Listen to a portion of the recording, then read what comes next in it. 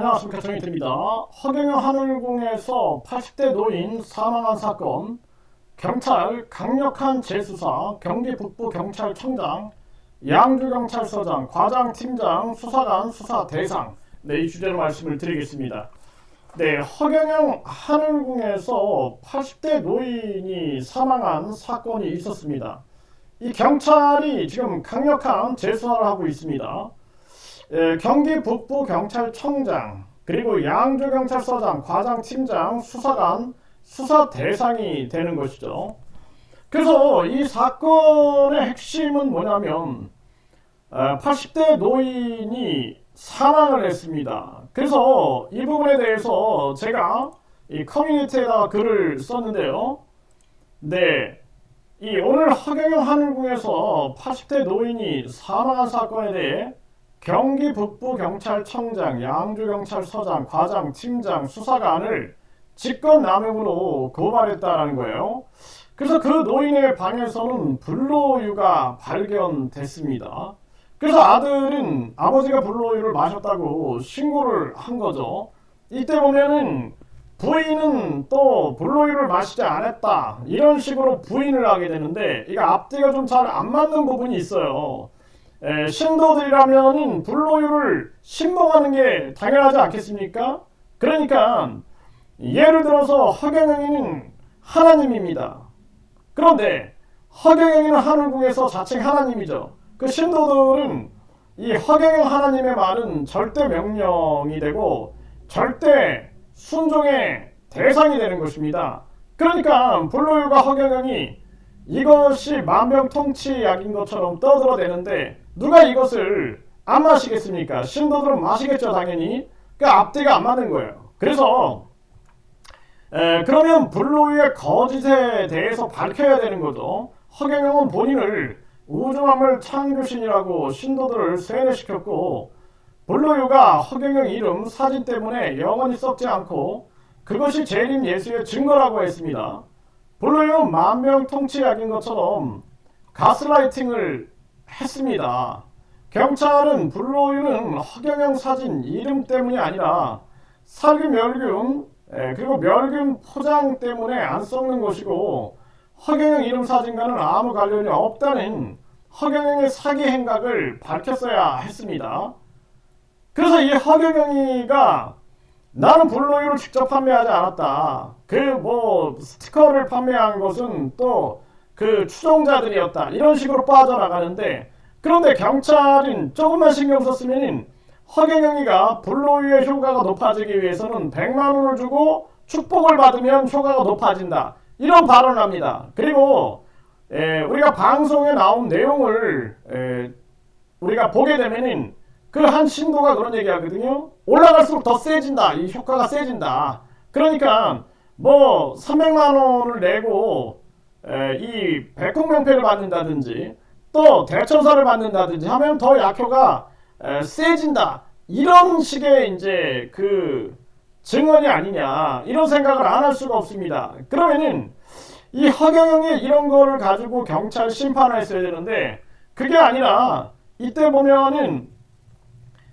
이 뚜껑을 열면 미생물, 세균이 침투해 썩을 수 있음을 밝혔어야 하는 거고, 건강, 유해성, 부패 정도, 신체 유해성을 밝혔어야 하는 것입니다. 그러나 독극물 검사를 국가수에 의뢰했고, 식약처는 등록한 식품이 아니라, 그리고 발뺌을 했던 것이죠. 경찰, 식약처, 보건복지부는 책임을 면치 못할 것이고, 건국대 불로유 논문 위조에 대해 허경영을 처벌하지 않은 교육부, 건국대도 책임을 면치 못할 것이다라는 것입니다. 그 이후 간암 환자의 죽음, 또 다른 죽음에 대한 제보, 이들은 불로유를 만병통치약으로 믿고 의존했다는 겁니다. 대한민국 의사들은 뭘 했나요? 대한민국 약사들은 뭘 했나요? 허경영을 추종하는 의사, 의료인들은 왜 그런 살인행위가 될 수 있다라고 직언하지 못했나요? 경기 북부경찰청장, 양주경찰서장, 과장팀장, 수사관은 이 수사가 올바르다고 생각하는가? 왜곡 수사 아닌가? 수사 왜곡 아닌가? 답해보라. 저는 이렇게 경고성 이 발언을 할 수밖에 없는 정황입니다. 네, 그래서 이 수사는 왜곡 수사였다.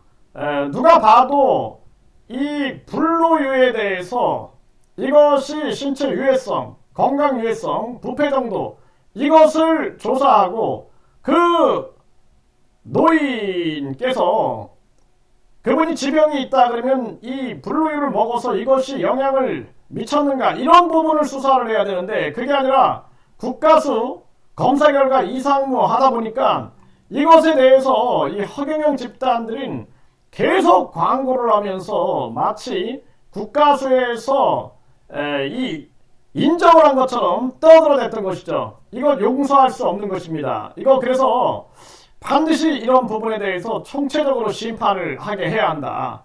완전히 이거는 위험한 정황으로 몰아간 거죠. 이거 용서할 수 있겠습니까?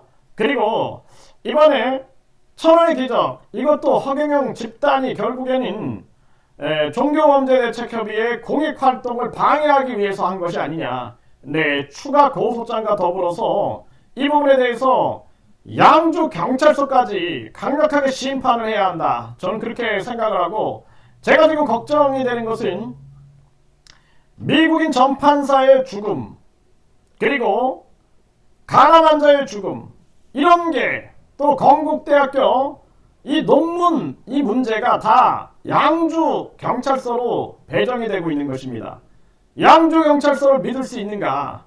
그래서 오늘 담당 경찰관하고 여기에 대해서 신중한 논의를 했어요. 양주 경찰서를 과연 믿을 수 있는가?